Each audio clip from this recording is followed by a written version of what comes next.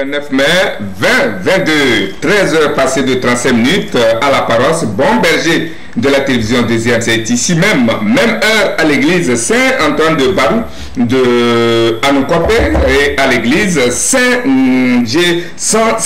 de Lourdes. Nous sommes à Tonoubé, à Cloa, dans le Wawa, chez mon frère et ami honorable Beau Soleil Obékou Romuald. C'est l'heure de la messe médiatique, vous le savez bien, qui va être co-célébrée et donc co-dite par deux confrères, pas des moindres, ici présents. Michel Kaya, à gauche, vous le reconnaîtrez par sa chichia et sa tenue de roi, voilà. Et puis, il est le patron du journal que vous aimez bien, que vous adorez, c'est bien Wara, les vainqueurs. Et à droite, Olivier Adia, du journal Arakiri, et de l'un des tout premiers sites en ligne, AfriPress, que nous avons connu après republiqueoftogo.com, AfriPress, et puis Savoir News. Ce sont les tout premiers journaux en ligne. Alors, joignez-vous à moi pour leur souhaiter, bien sûr, une très fière et confraternelle bienvenue. Je commence par la gauche. Michel, bonjour et bienvenue. Bonsoir. Oui, bonjour, bonsoir. Eric. Oui. Et bonsoir à tous les téléspectateurs de la deuxième.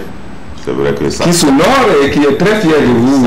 Ça fait quelque temps que nous ne sommes plus passés par ici et c'est avec plaisir qu'on se retrouve ici pour partager, pour décortiquer l'actualité politique avec Olivier.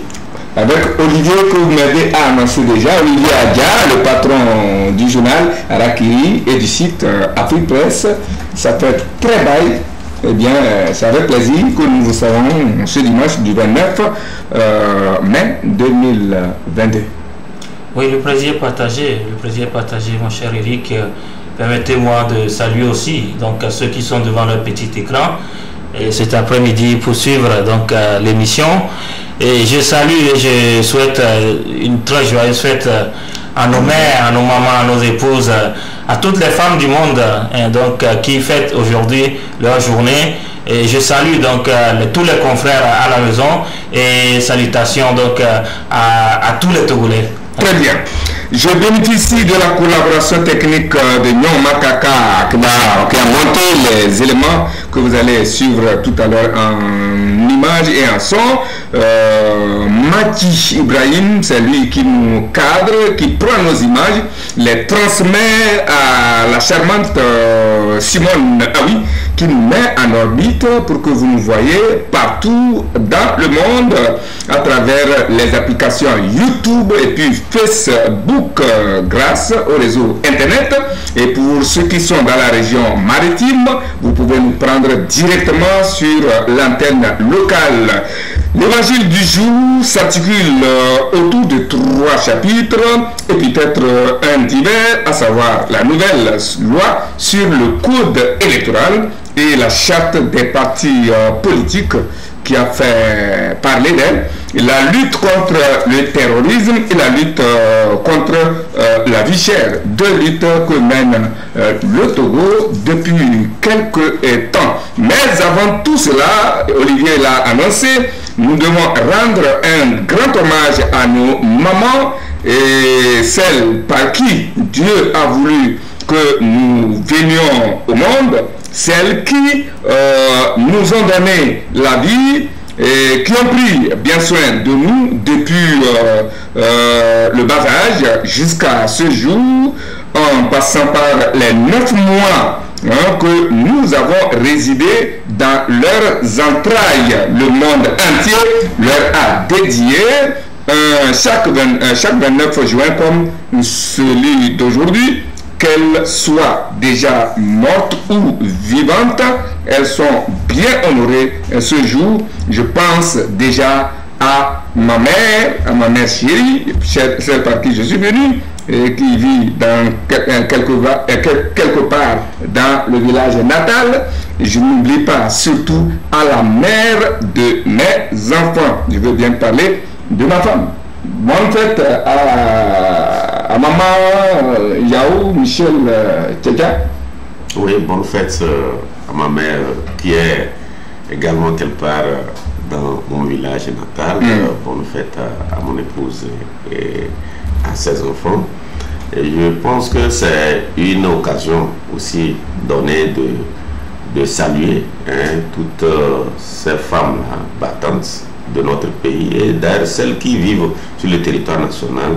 C'est un grand jour pour honorer ces femmes-là qui ont fait tout pour donner naissance à des gens qui peuvent devenir des ministres, des généraux, des présidents et j'en passe.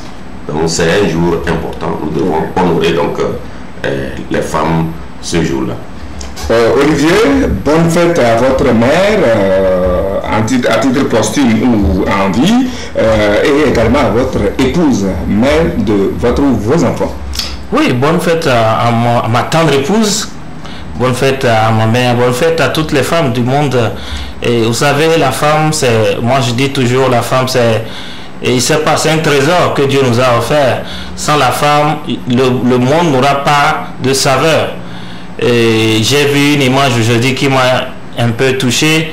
La femme, elle est tout, elle a plusieurs bras. Elle fait, à la maison, elle s'occupe des enfants, au même moment, elle s'occupe de la cuisine, au même moment, elle s'occupe de papa qui est revenu du travail ou qui est malade. Au même moment, elle s'occupe de tout et de rien. Donc, voilà, la femme, elle a l'énergie qui fait bouger le monde et je crois que sans elle, on ne sera rien, je dirais, on ne sera rien.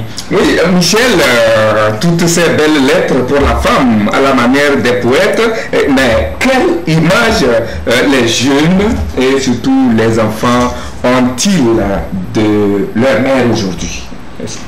D'après vous, à commencer par vos enfants et leur mère, est-ce qu'ils reconnaissent ou ils reconnaissent ce que vous reconnaissez aujourd'hui à votre mère? Vous savez, globalement, on va dire que les enfants ont quand même une idée de ce que c'est qu'une mère. Déjà, au groupe mère, vous savez, il y a une récitation où qui dit je t'aime maman, maman chérie qui m'a donné la vie. Je t'aime et je t'aimerai toujours. Voilà, donc cette récitation déjà a un sens pour dire que les enfants, à un moment donné, d'ailleurs, nous savons ici que à la naissance, on est beaucoup plus attaché à nos mères. Et puis, elles font tout pour nous. Je le disais tantôt, elles sont partagées partout. Elles sont obligées de courir dans tous les sens pour nous donner satisfaction, à nos pères, pour donner satisfaction à son entourage. Donc, ce n'est pas vraiment aisé pour une femme. C'est pourquoi le fait même de célébrer, de donner une journée dédiée à la mère, c'est pour la mère, c'est pour les mères. C'est pour les mères. Les papas, ça va venir quelques jours, semaine après. Donc c'est une journée très importante, je le disais tantôt. Pour les femmes, nous devons quand même reconnaître ce que c'est qu'une maman dans la vie. Parce que, encore une fois, sans la maman, je pense, l'existence même n'aurait pas de sens. L'existence n'existerait même pas. Et n'aurait pas de sens. Donc, c'est la femme qui permet de donner un sens à la vie. Vous voyez, donc, elles sont vraiment le centre de l'énergie qui fait tourner le monde. Et donc, c'est bien qu'on célèbre les femmes une journée. Cette journée est très importante. Nous devons, c'est vrai, la question que tu me posais tantôt, il faut que les enfants comprennent ceux qui ne l'ont pas encore compris, que la femme, la maman, est quelque chose de très important dans notre vie, pour ne pas dire que le papa ne l'est pas. Il est moins. Voilà. Donc c'est pour dire que la femme, au-delà de tout, vraiment est quelque chose de très important dans notre vie. Olivier, quel regard portez-vous, ou du moins quelle est, selon vous, l'image que revêt la maman aujourd'hui devant nos jeunes et nos enfants? Non, ça dépend de la relation que vous avez à la maison. Ah oui, et surtout de l'éducation. De l'éducation, mais aujourd'hui, en tout cas, les mères sont toujours proches des enfants, plus que même les pères. Ça, c'est depuis la nuit des temps, donc que cette réalité s'est imposée. Et les mamans, elles sont là chaque fois quand le papa n'est pas là. Le papa, de toutes les façons, n'est pas toujours présent à la maison. Donc c'est la mère qui fait tout. C'est la mère qui fait tout. Et puis encore, il y a des familles où c'est la mère qui a le papa et la maman à la fois. C'est-à-dire il y a des hommes qui ont abandonné donc leur foyer, et c'est la mère qui fait tout, qui éduque les enfants, qui fait face aux besoins des enfants jusqu'à ce qu'ils ne deviennent autonomes. Donc je crois que ce sont des réalités que nous constatons au quotidien, et il faut leur venir en aide. Ces femmes qui se battent, ces femmes ménagères, ces femmes, c'est-à-dire qui n'ont rien, mais qui ont formé et qui ont accompagné des gens qui sont devenus des directeurs, des ministres aujourd'hui. Il y en a qui vous diront que ils n'ont pas connu leur papa, et c'est leur maman qui ne faisait rien. Elle n'est pas fonctionnaire, elle n'est pas femme d'affaires, elle n'est rien, mais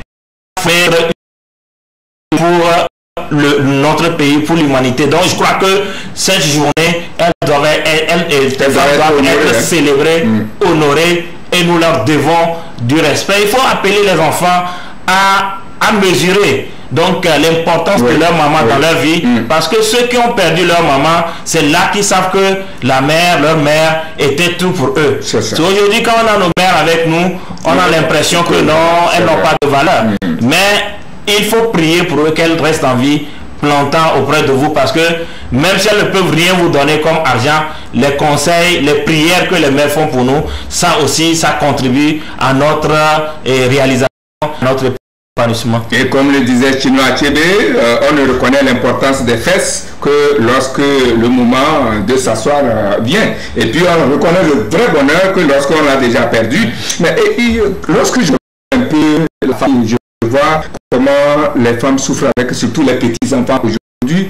Franchement, je trouve que ce que vous venez de dire mérite d'être vraiment suivi, que les enfants prêtent attention. C'est une maman qui est là, l'enfant crie par ici, l'autre par là, de temps en temps tu entends caille, caille, ça ne dit rien, mais il suffit que l'homme mette sa bouche et le silence s'installe, et parfois quand ça chauffe, c'est l'homme dépassé qui sort, et puis bon voilà, le temps pour lui qu'au retour l'enfant s'est tué. Ça fait vraiment pitié de voir les femmes dans cette généralement ce qu'on observe, pitié, quand l'enfant crie, généralement ce qu'on observe, même le papa peut être là, il fait appeler la femme pour venir faire régner l'ordre, parce que c'est la femme qui sait maîtriser l'enfant. Il faut le relever. Souvent quand ça ne va pas, il dit viens prendre ton enfant. Tu vois, il fait appel à la dame. C'est la maman qui sait comment bercer l'enfant pour que le calme revienne. Et parfois c'est pour montrer l'attachement que les enfants ont envers leur maman. Et c'est pourquoi on dédie, encore une fois, on dédie une journée à la mère. C'est vraiment fondamental. Elles sont au four au moulin, et c'est normal vraiment qu'on leur rendre véritablement hommage un jour comme celui-ci. Très bien. Merci donc à nos mamans et aux mamans de nos enfants. Vous êtes honorés, vous le resterez toujours. À présent, l'évangile du jour avec une nouvelle loi votée à l'unanimité bien sûr par l'Assemblée nationale sur le cadre électoral et sur la charte des partis politiques, et que les journaux ont abondamment commenté, et à leur manière bien sûr. Voici la revue de leurs commentaires. L'Assemblée nationale a revu le code électoral pour les régionales et la charte des partis politiques pour solidifier l'assise nationale des partis politiques, écrit l'Union pour la patrie. Code électoral et charte des partis politiques, les députés disent oui à la modification des deux projets de loi. Renchérit le dialogue. Selon le journal, cette modification s'inscrit dans le cadre des élections régionales en vue dans les mois à venir, et dont l'avantage, selon le confrère, est qu'elle favorise la réforme du cadre légal d'exercice des formations politiques pour une meilleure structuration, une meilleure représentativité et une meilleure organisation d'un parti politique digne de ce nom. Selon Écho du pays qui abonde dans le même sens, ce sont 2 textes modifiés pour renforcer la démocratie au Togo. Un processus déclenché il y a déjà des décennies, comme le précise le journal. Et il semble, selon le Canard indépendant, que Nathanaël Olympio, président fondateur du parti des Togolais, n'est pas du tout content de la modification de la charte des partis politiques et crie son ras-le-bol. Ces cris et lamentations sont parvenus à la rédaction du journal. Selon la Lanterne, c'est la 2e fois que l'Assemblée nationale revisite le code électoral avec comme innovation la répartition du nombre des conseils régionaux par préfecture, l'élection des sénateurs par les conseillers municipaux et régionaux. La grande leçon que le libéral tire de cette modification est que les binationaux ne pourront plus créer ou diriger un parti politique. Voilà, Michel, comme l'a relevé un journal, cela fait une 2e fois que le code électoral a été revisité par la même législature. Est-ce par souci de perfectibilité ou par plaisir de le faire? Non, le monde bouge et il faut suivre le rythme.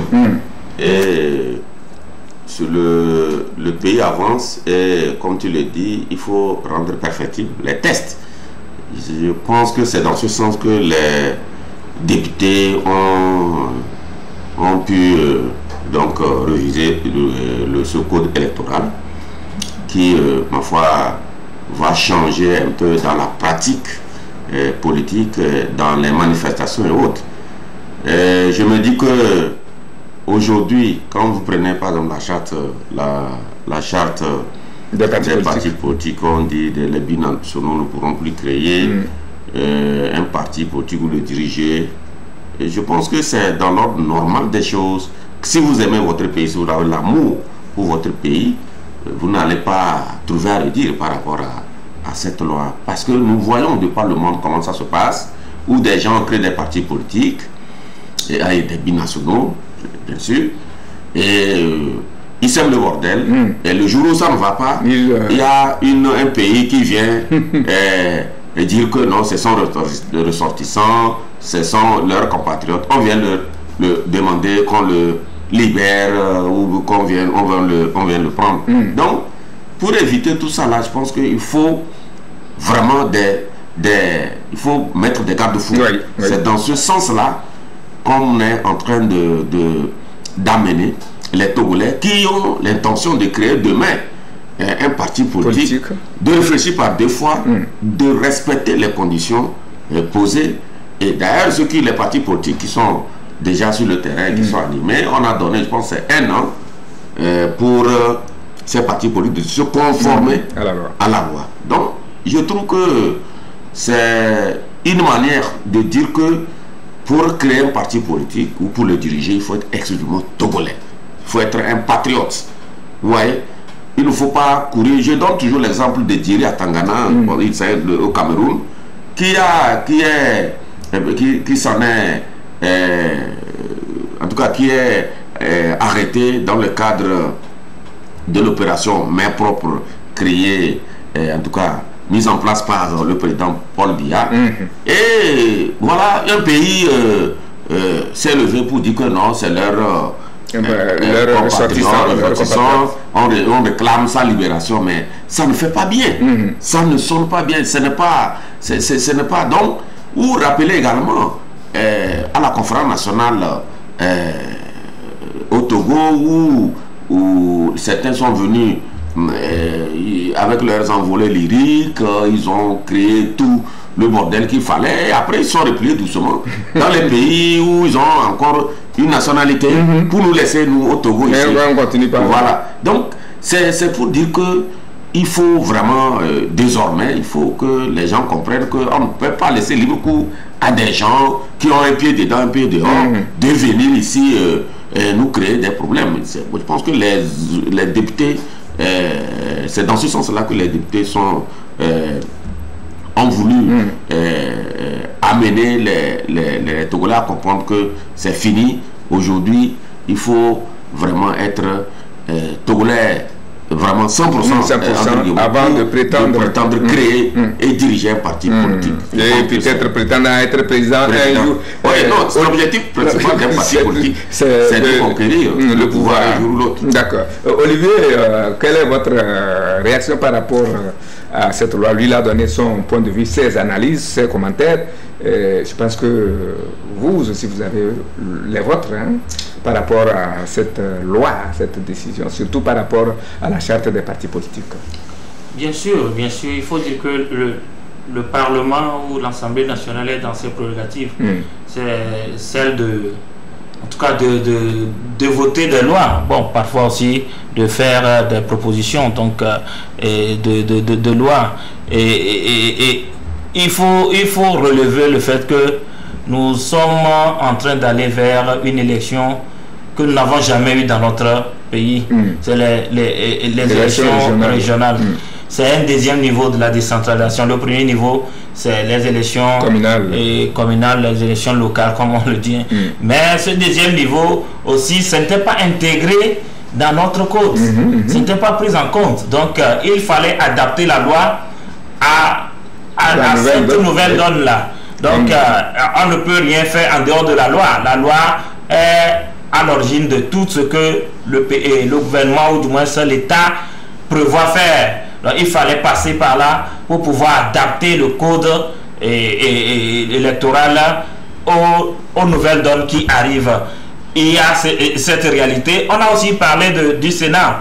Bon, le débat est ailleurs. Est-ce qu'il faut... Et le Sénat, quelle est l'importance du Sénat? Mais ce n'est pas aujourd'hui le débat. Le débat est que le Togo a choisi d'avoir un Sénat. Et pour le faire, il faut passer par les élections régionales parce que ce sont ces conseillers régionaux qui vont à élire ou nommer, je ne sais pas comment il faut le dire, les futurs sénateurs de notre pays, en plus bien sûr des conseillers municipaux, je crois. Donc, c'est une obligation pour le Parlement donc de retoucher au code électoral pour pouvoir en tout cas donner les éléments juridiques donc à l'État d'exercer ce niveau donc de décentralisation. L'autre réalité, c'est ce que vous avez dit, c'est-à-dire les binationaux aujourd'hui, ils sont libres de créer donc des partis politiques et dans notre pays, et les réalités ou bien l'expérience a prouvé que ce sont des gens qui, à la moindre incartade, donc se réfugient dans leur pays d'adoption et en nous laissant donc dans la mouise, comme on le dit ici. Et donc il faudrait aussi faire en sorte que celui qui crée un parti politique, qui a la prétention de capter ou du moins de conquérir le pouvoir et de l'exercer, puisse avoir un lien fort avec le territoire en question. Et c'est notre pays, donc dans ce cas d'espèce. Donc celui-là doit avoir une relation avec notre pays, une relation qui est forte et qui est permanente. Donc on ne peut pas, moi je suis d'accord qu'on ne peut pas laisser tout le monde venir créer des partis politiques. Celui qui est binational, ça ne veut pas dire qu'on exclut les binationaux donc de la participation à la vie active, à la vie politique de notre pays. Si vous êtes binational et vous voulez créer un parti, vous savez ce qu'il faut faire. Il faut renoncer à votre nationalité étrangère pour donc adopter votre nationalité d'origine. C'est normal. Dans d'autres pays, l'Allemagne par exemple, vous ne pouvez pas être binational. Si vous êtes togolais, vous voulez prendre la nationalité allemande, obligatoirement vous devez renoncer à la nationalité togolaise. Donc pourquoi l'inverse ne serait pas possible? Donc voilà des choses il faut améliorer. Je finirai en disant que la loi n'est pas une statue érigée et figée qu'on ne peut pas retoucher. La loi, on peut la retoucher et je crois que le principe c'est d'abord de réviser lorsque besoin est, la loi pour l'améliorer, l'adapter aux réalités de l'heure. Le monde évolue, le monde avance et il faut que nos lois s'adaptent aux réalités donc, de cette évolution-là. Michel, à cette allure, est-ce qu'on va assister à une suppression, du moins à une perte de certains partis politiques, puisque nous ne sommes pas sûrs que la centaine de partis politiques qui existent au Togo tous ont la nationalité biologiquement naturelle. Hein? Je le disais tantôt, on a laissé libre cours aux partis politiques déjà existants sur le terrain de se conformer d'ici un an. Donc, ceux qui veulent exister, la loi est là. Donc, ils ont la possibilité encore de renoncer à leur nationalité d'adoption, je ne sais pas. Donc, à leur pays d'adoption ou d'origine même. Oui. Donc, si vous voulez exister, bon, la loi est là, vous n'avez qu'à vous conformer. Et puis bon, vous poursuivez vos activités politiques sur le terrain. Donc, en principe, ça ne devait même pas poser problème. Ailleurs, dans d'autres pays, la loi là existe déjà. Donc c'est chez nous ici, ça traîne. Donc ce n'est que justice rendue. Donc ça ne devait pas poser problème en principe. Oui, mais il va se poser le problème de l'application des nouvelles lois aux situations antérieures. C'est-à-dire ce qu'on appelle la rétroactivité de la loi. Est-ce que voilà, dans celui qui avait une double nationalité, qui a créé son parti en 1990 et qui aujourd'hui est président de parti, et qui a été rattrapé par cette loi, doit perdre ou doit renoncer. On dit qu'on donne un an au parti politique de se conformer. Ça veut dire quoi? Non, je comprends la conformité, mais au même moment, c'est une nouvelle loi. C'est-à-dire que là, peut-être c'est les juges qui vont régler la situation. Je sais que le principe de la rétroactivité ne s'applique pas à toutes les situations. Il y a des situations auxquelles ce principe s'applique et des situations auxquelles ça ne s'applique pas. Donc, c'est au juge de voir si ça s'applique, qu'une nouvelle loi peut faire perdre des avantages acquis donc, à des personnes donc, qui étaient donc, déjà dans cette situation. Mais on a déjà dit, je reviens sur ça en disant que le principe est acquis et c'est quelque chose de normal que nous n'acceptions pas que des gens qui ont la double nationalité puissent créer des partis politiques, puissent conquérir le pouvoir. D'autres nous diront que dans d'autres pays, ça se fait. Que voilà, il faut donner la chance à tout le monde. Lorsque on a au moins un lien donc, de sol ou même un lien donc, de sang avec un pays, et il faut quand même permettre à ces gens-là de participer au développement, de donner leur richesse, parce que c'est prouvé que ceux qui ont été ailleurs et qui ont découvert, parfois ils nous ramènent des richesses, et donc on a beaucoup de choses à apprendre d'eux aussi. Est-ce qu'il faut renoncer à cette richesse qu'ils nous apportent, à leur apport au développement aujourd'hui? Qu'est-ce que la diaspora? Donc l'apport de la diaspora dans l'économie togolaise, c'est montré, c'est très élevé, c'est très lourd. Est-ce qu'on va prendre leur argent et en même temps leur refuser de jouir de certains avantages, de certains droits? Donc voilà des éléments que moi j'aimerais soulever, tout en disant que je pousse cette loi parce que je comprends l'esprit qui a sous-tendu donc l'élaboration de la loi de cette loi. Mais Michel, c'est vrai, ne voyez-vous pas un peu de difficulté dans l'application de cette loi? C'est vrai, elle est votée, mais sur le terrain, par l'avenir, ça risque de créer d'autres problèmes. Non, ceux qui vont créer leur parti politique à l'avenir, le problème ne se pose pas. Pour eux, il n'y a pas de problème. C'est peut-être ceux qui sont déjà sur le terrain et des chefs de partis politiques qui ont double nationalité, qui ont...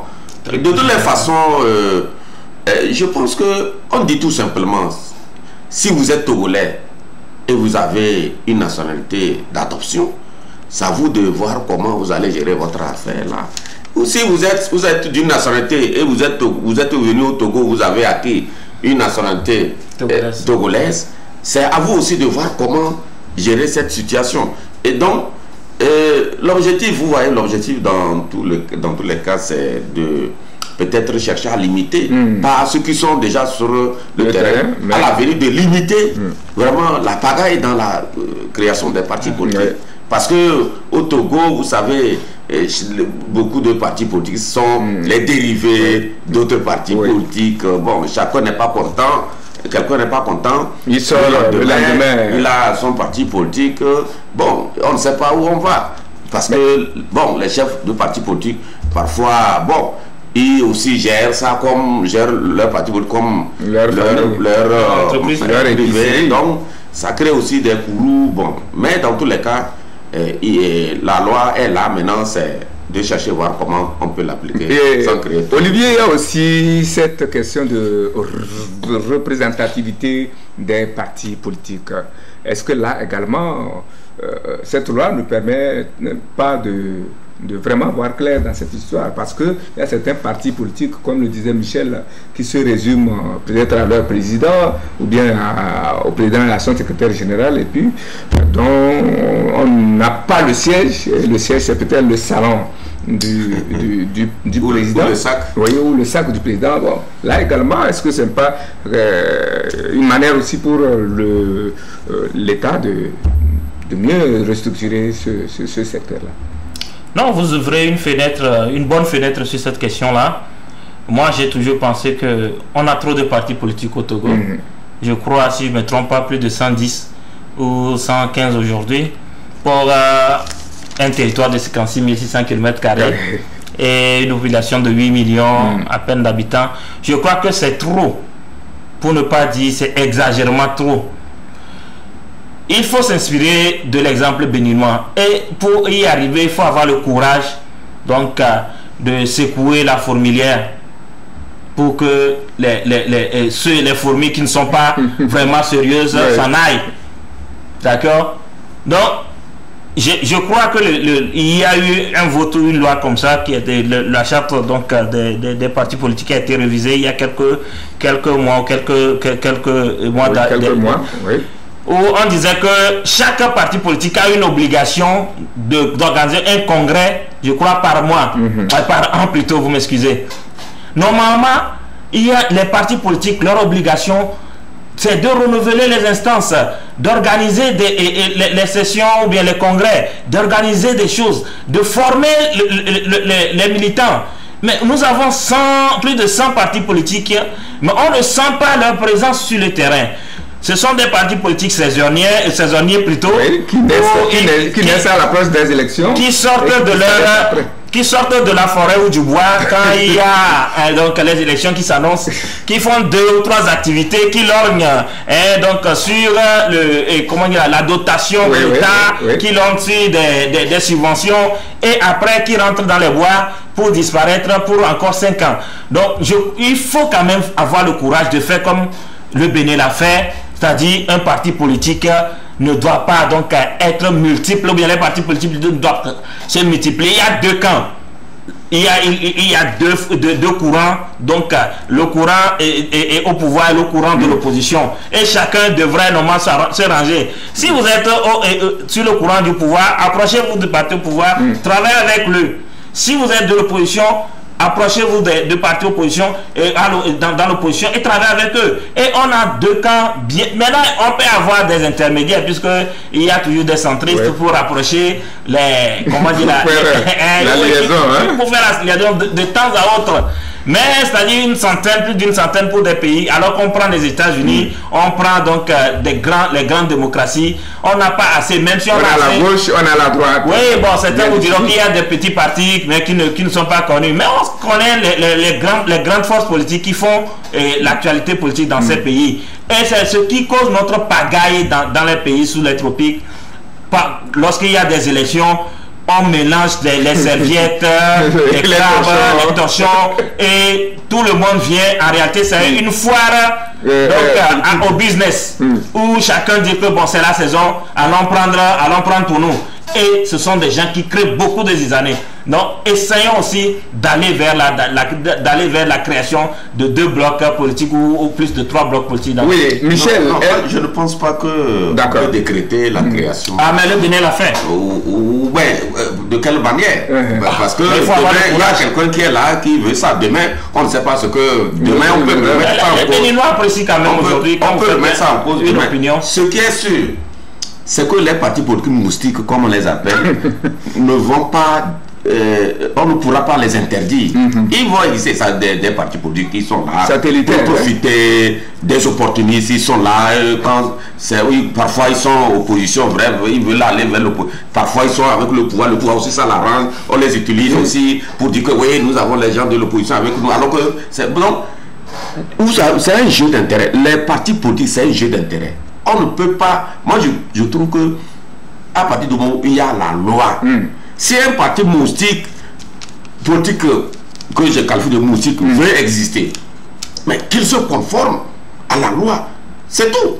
Ce qu'on ne demande pas, on ne peut pas dire un jour, vous prenez un pays comme la RDC, en 2021, il y avait près de 800 partis politiques légalement créés, et sur la table du ministre de l'administration territoriale, ministre de l'Intérieur, il y en avait aussi des piles de dossiers qui attendaient. Donc, vous voyez, plus de 800 partis politiques.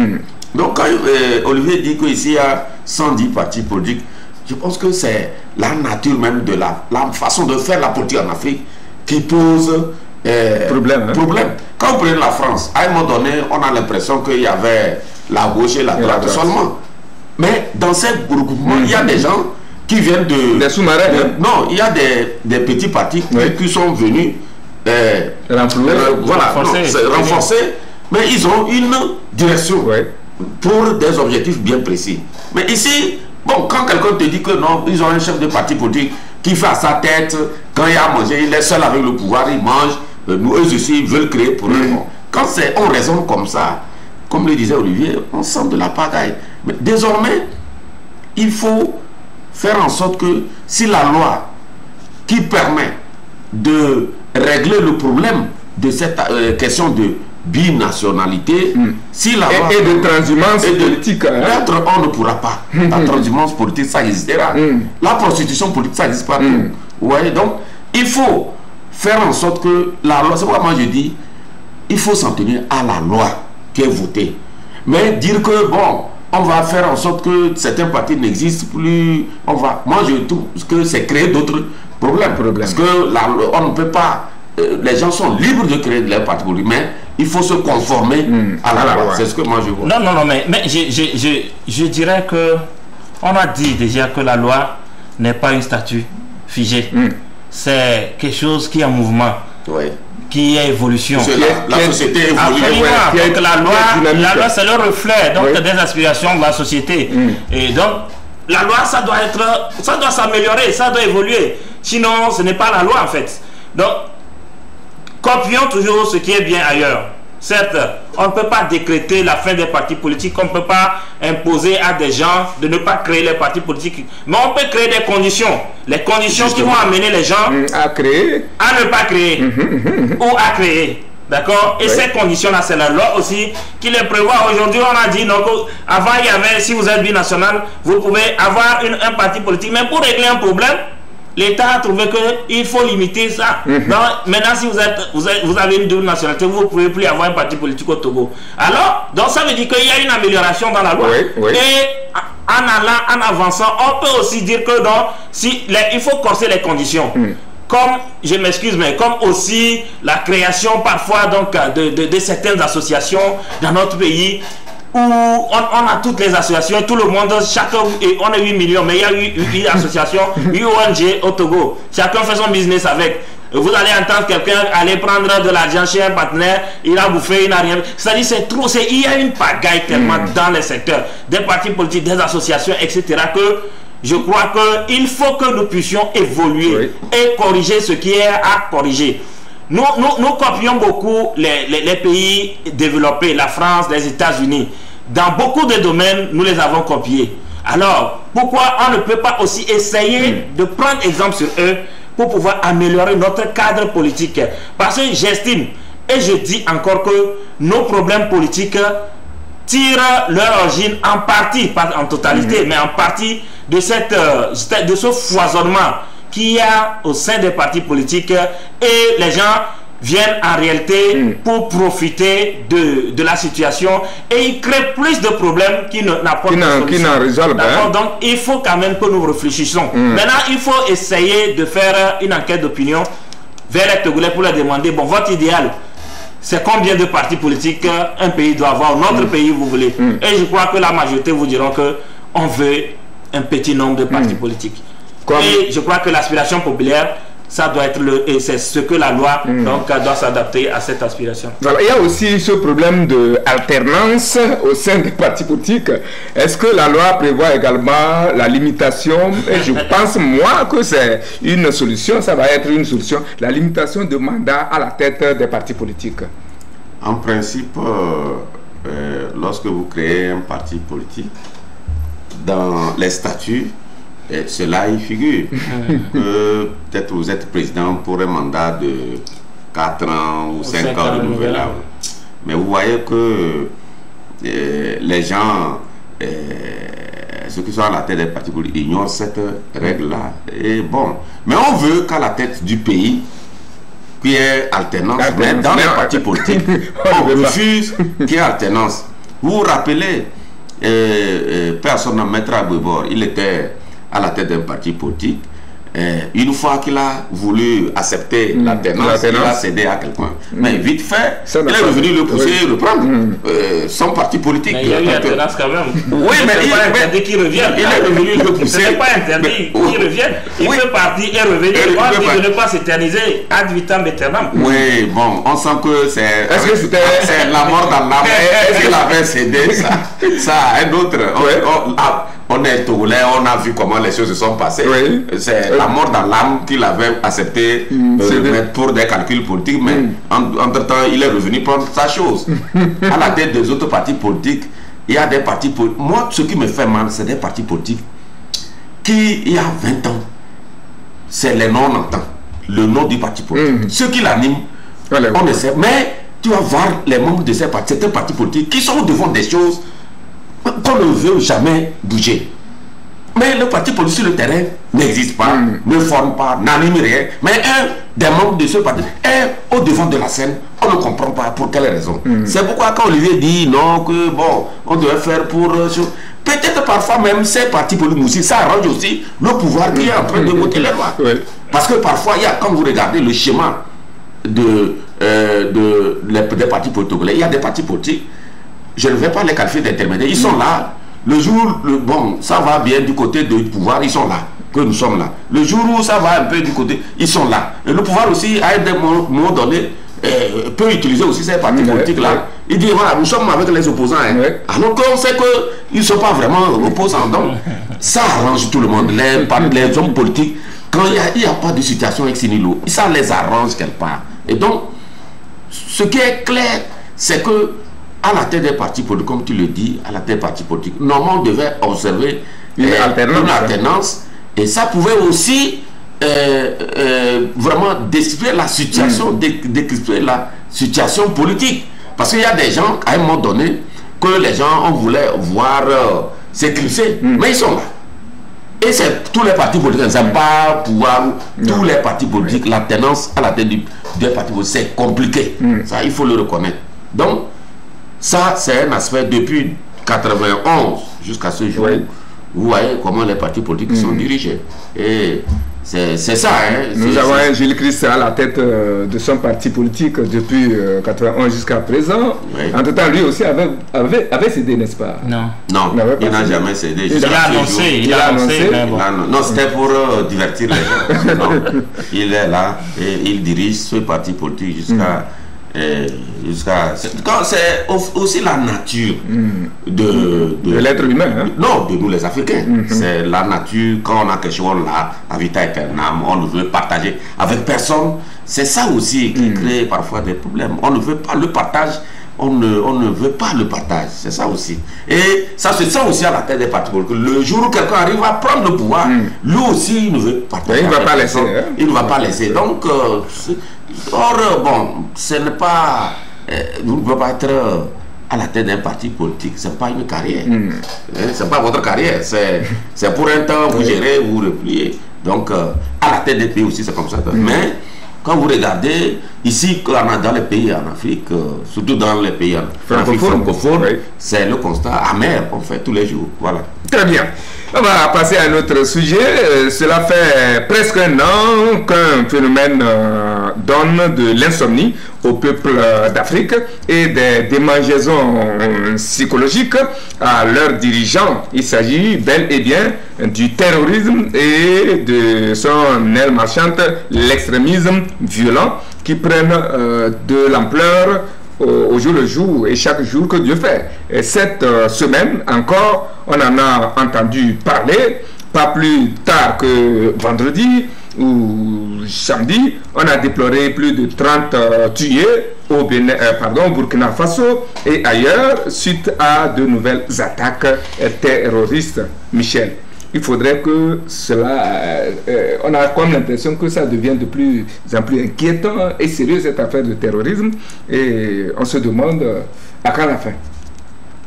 Bon, à quand la fin, peut-être Dieu seul sait. Mais ce qui est sûr, le monde entier vit une situation terrible. Depuis les attentats terroristes de 2001 aux États-Unis, vous savez comment le monde a été sérieusement bouleversé, où vous voyez le comportement ou le changement dans un certain nombre de domaines où avant les gens voyaient simplement, maintenant vous voyez le parcours, le processus, quand vous êtes à l'aéroport, le processus depuis votre entrée dans l'aérogare jusqu'à votre montée dans l'avion, vous voyez tout ce que c'est à cause du terrorisme. Le comportement ou la manière de vie a changé sur, en tout cas, un certain nombre dans un certain nombre de notre vécu quotidien. Voilà. Donc, pour dire que ces dernières années, le terrorisme a pris de l'ampleur. Au départ, on parlait de Boko Haram. En 2011-2012, on parlait de Boko Haram. On pensait que bon, c'est pour le Nigeria. Après, c'est vers le Tchad, le Mali. On disait c'est pour le Mali. Maintenant, quelques années plus tôt, c'est c'est le Burkina. Et maintenant, c'est le Togo, le Bénin, la Côte d'Ivoire, le Niger.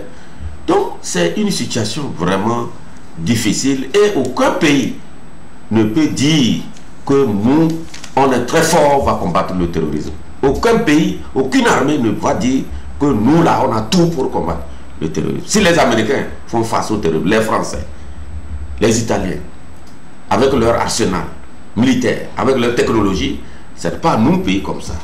Donc, c'est pourquoi ce qui est recommandé, c'est de demander aux pays de faire un front commun.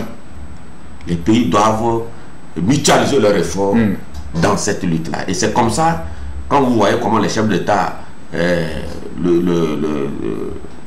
chefs d'État mènent ce combat contre le terrorisme, ils ont tendance, et c'est ce qui est d'ailleurs bien, à mutualiser leurs forces. L'opération Koundouave, par exemple, ce n'est pas une affaire du Togo seul. Je pense qu'il y a le Ghana, le Burkina Faso, le Bénin, quelque part, qui c'est ensemble qu'on peut vraiment venir, si Dieu nous aide bien, à bout du terrorisme. Sinon, c'est compliqué. Et vous avez vu la dernière fois, au Burkina, ils ont attaqué un camp où la riposte a été vraiment très intéressante du côté des forces armées burkinabées. Et quelques jours après, c'est les représailles où on a liquidé des civils dans 2 localités. Donc vous voyez, c'est vraiment Et quand vous prenez le Burkina, les 40% du territoire sont aux mains de ces terroristes-là, de ces djihadistes-là. Et vraiment, nous ici, notre champ jusqu'à ce jour, c'est que notre armée est soudée. Et elle a toujours, malgré les pertes en vies humaines que nous avons enregistrées la dernière fois, elle a réussi à toujours repousser l'ennemi hors des frontières de notre pays. Et nous prions que ça soit ainsi. C'est pourquoi nous devons être derrière nos FDS. Nous devons les soutenir parce que ce n'est pas facile ce combat. Et parallèlement, vous voyez comment le gouvernement aussi agit dans les pays, dans les zones dites critiques, notamment les zones de Mandouri, Pendjal et autres, où des projets sociaux sont progressivement en train d'initier pour amener les jeunes à tourner le dos, à ne pas céder au recrutement de ces groupes djihadistes-là. Donc, aujourd'hui, tous les pays sont préoccupés et ma foi, vous voyez les moyens qu'on doit mettre dans cette lutte-là. Et à côté, la vie chère qui est là. On ne sait pas comment les pays vont arriver à juguler. La vie chère dont nous allons parler d'ailleurs tout à l'heure, et qui est aussi une lutte contre laquelle que mène donc le gouvernement. J'espère que Michel a été très explicite sur cette question, mais votre avis m'intéresse. On dirait effectivement que plus l'on s'évertue à lutter contre le terrorisme, plus il prend beaucoup plus d'aile encore. Oui, bien sûr, le terrorisme... Ça veut dire qu'il faut changer de stratégie de lutte. Le terrorisme, c'est quoi au juste? Donc, c'est des gens qui veulent imposer soit une opinion, soit voilà, dans une façon de voir le monde. Un ordre. Voilà, un ordre, un nouvel ordre mondial par la terreur. C'est pourquoi on dit terrorisme. Dans le mot terrorisme, il y a terreur. Et il y a aussi donc l'extrémisme violent. Donc, voilà les différentes formes donc, de terrorisme que nous connaissons. Et l'Afrique aujourd'hui fait face donc à ces formes-là. Avant c'était le Moyen-Orient et le Proche-Orient, le Sahel. Et aujourd'hui, quand vous faites la carte du terrorisme dans le monde, vous voyez que ça a pris racine en Afrique. Alors qu'avant, quand il y a 20 ans en arrière, quand on fait la carte du terrorisme, c'est à l'extérieur de l'Afrique. Pourquoi l'Afrique accueille ce phénomène plus que les autres continents? Ce sont des questions qu'il faut se poser. Et il faut se poser sur la question de savoir qui finance le terrorisme, qui arme le terrorisme, et par quels moyens ils arrivent dans nos pays, qui sont ceux-là qui sont recrutés. Voilà des questions qu'il faut poser. Et est-ce que nous pouvons arriver à lutter contre le terrorisme? Donc, voilà autant de questions qui mérite réflexion. De toutes les façons, c'est une hydre, hein, donc c'est un serpent à plusieurs têtes. Donc, qu'on a du mal donc à affronter et à éliminer. Mais au moins, il y a d'autres qui sont arrivés donc à combattre le terrorisme. Pas à le vaincre totalement, mais à combattre quand même.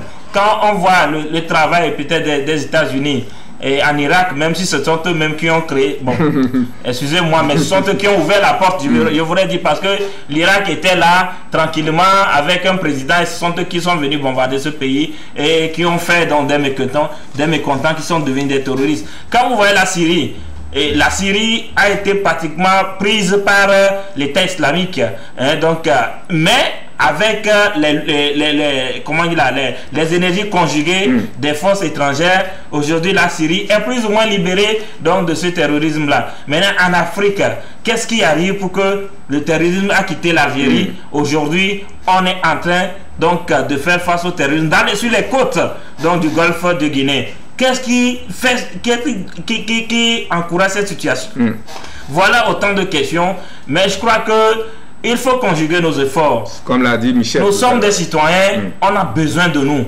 Parce que le terroriste, quand il arrive dans une localité, c'est avec les populations dont il a les premiers contacts.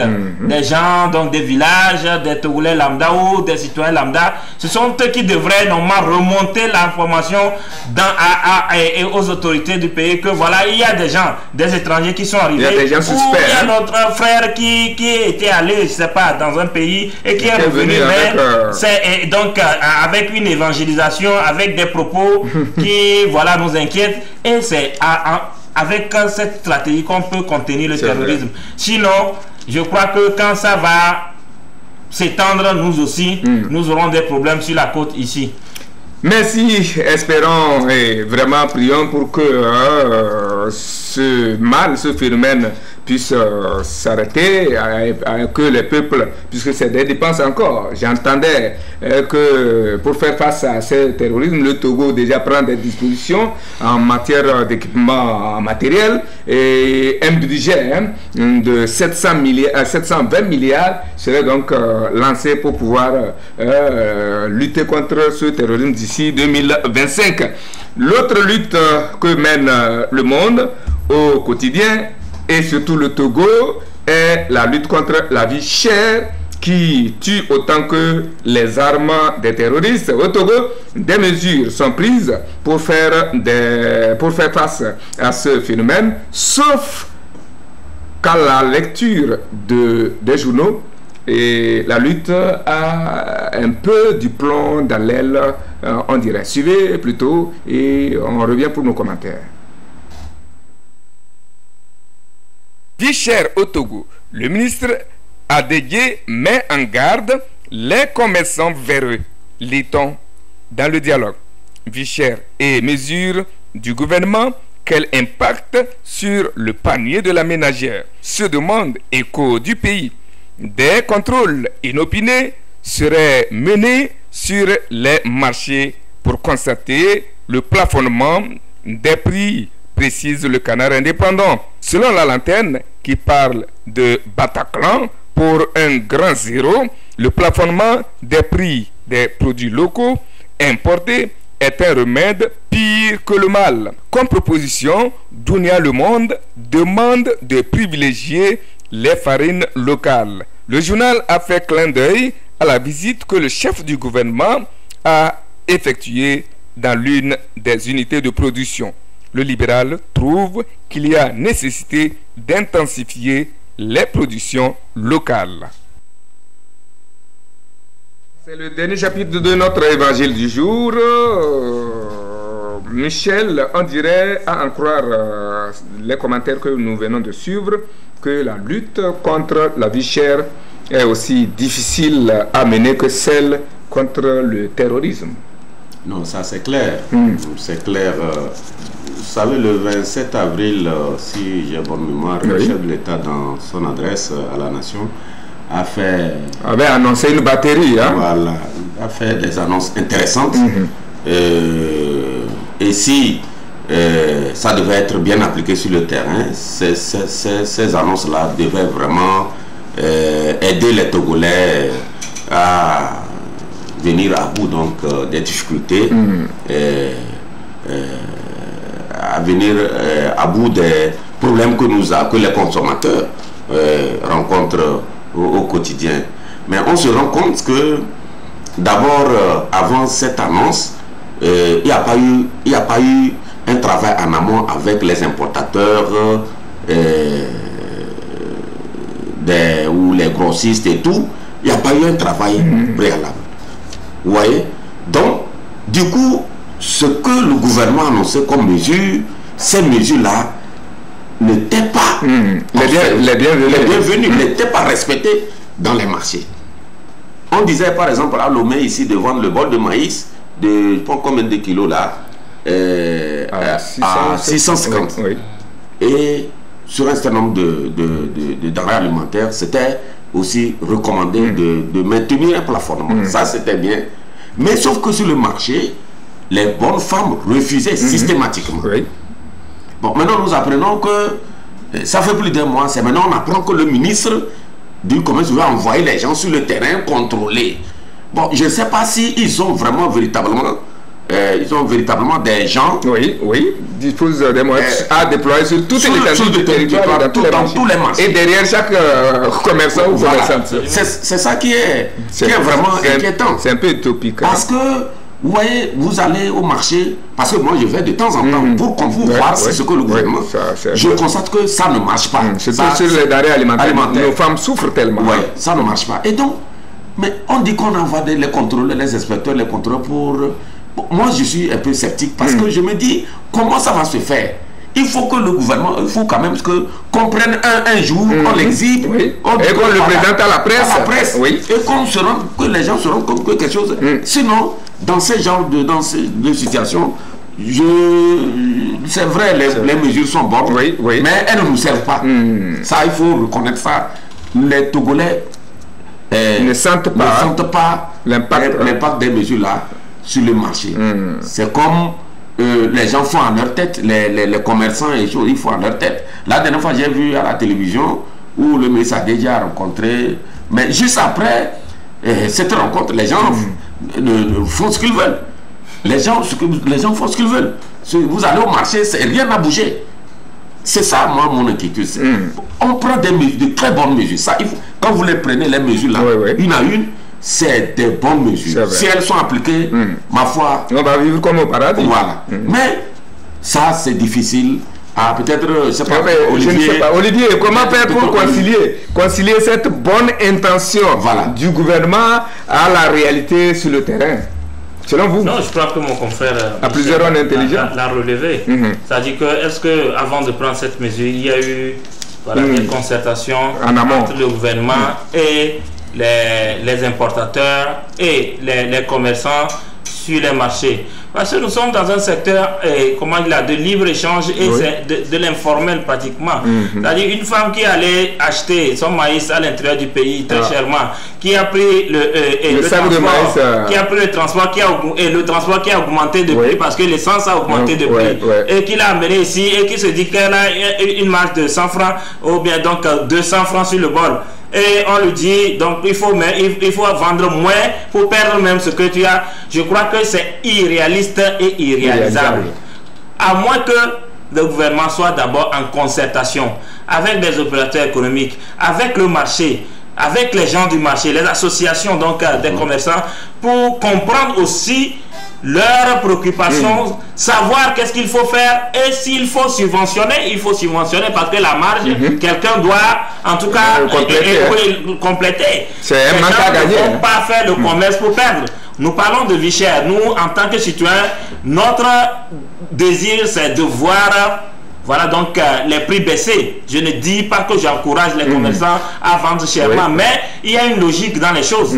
Il y a une logique dans les choses. Quelqu'un ne veut pas acheter quelque chose à 500 pour le vendre à 400 francs. C'est impossible parce que c'est le gouvernement. Alors qu'il est dans l'esprit de bénéfice. D'accord, il peut pas perdre. Ça, c'est clair. Donc, maintenant, la concertation, est-ce qu'il y a eu ça en amont? On sait qu'au lendemain de cette décision, le blé et la farine de blé a disparu du marché. Alors qu'il y avait de la farine avant qui se vendait, je crois, à 27 000 ou à 28 000 ou à 29 000, je ne sais plus. Mais il y avait de la farine de blé. Mais dès que le gouvernement dit que la farine de blé doit être vendue maintenant à un prix fixe, je crois que ça n'arrangeait pas. Et les gens ont caché leur farine. Ça n'arrangeait pas le producteur. Bon, il a gardé ses produits dans ses magasins parce que peut-être qu'il a fait les calculs, s'il vend ça à ce prix, il va perdre beaucoup d'argent. Donc, il ne va pas le faire. Donc, le gouvernement devrait normalement travailler avec ces importateurs-là. Je vais ajouter en disant que... Et là, vous allez chuter? Oui, peut-être, mais il faut aussi, donc, à part cette concertation, si le gouvernement voulait voir les prix des produits, des denrées de première nécessité baisser, si je prends l'exemple du maïs, il faut que le gouvernement prenne ses maïs de l'ancêtre pour les revendre, pour donner aux commerçants en disant que bon, je vous vends ça à 400 mais vous êtes obligé de vendre ça à 500. Ça c'est normal puisque le produit vient du gouvernement et ça a été vendu aux détaillants moins cher, ils vont vendre ça. Ou soit que le gouvernement ouvre les magasins de l'ANSAT et dit que bon, la population, venez acheter mon maïs à 600, à 700. Si le gouvernement fait ça, qu'est-ce qui va se passer? Ceux qui sont au marché ne peuvent plus vendre ça à 800 parce que si j'ai le maïs de 800 au marché et le maïs de 500 chez le gouvernement, chez l'ANSAT, j'irai chez l'ANSAT. Donc l'offre et la demande faisant, les gens vont baisser leur prix sur le marché. D'accord. Michel veut rebondir alors que le temps qui nous est j'ai deux points. Rapidement. Le premier point, pour les réunions, je pense que ces réunions avec les importateurs, ça devait se faire dans les marchés, pas au ministère. Parce qu'en faisant les réunions dans les marchés, ça, le coco, ça c'est différent de quand on rappelle les gens au ministère. C'est dans les marchés, on connaît les grands marchés, c'est là-bas le ministre du commerce devait aller parler à tout le monde. Voilà, parler aux gens. C'est comme ça, à mon avis, que je pense que ça peut vraiment avoir plus d'écho que réunir les gens quelque part au ministère dans un... Non, on ne peut pas continuer comme ça. De deux, c'est l'ANSAT. Ma foi, l'idée originelle en créant l'ANSAT, c'est quoi? D'aider les Togolais en temps de soudure. L'État ne fait pas de commerce. Actuellement, quand vous prenez les prix de l'ANSAT et vous prenez les prix qui sont sur le marché, il n'y a pas une grande différence. Normalement, pour soutenir les Togolais, l'ANSAT devait drastiquement diminuer ses prix. Pour permettre aux populations d'aller vers l'ANSAT. Et progressivement, les bonnes dames sont obligées de livrer les produits, de les suivre. Mais maintenant, quand l'ANSAT reste vraiment à des prix que les Togolais ne supportent pas, je ne comprends pas.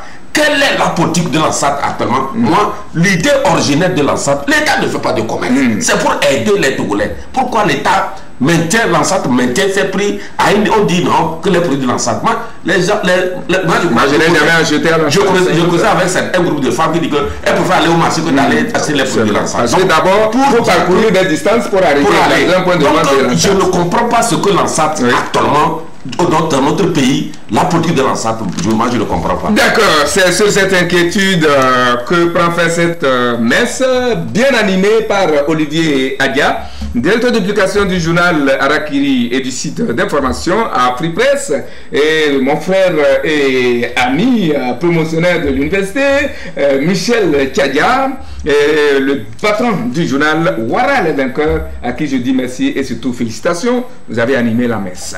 J'ai été accompagné techniquement par Maki Ibrahim et la charmante Simone Aoui.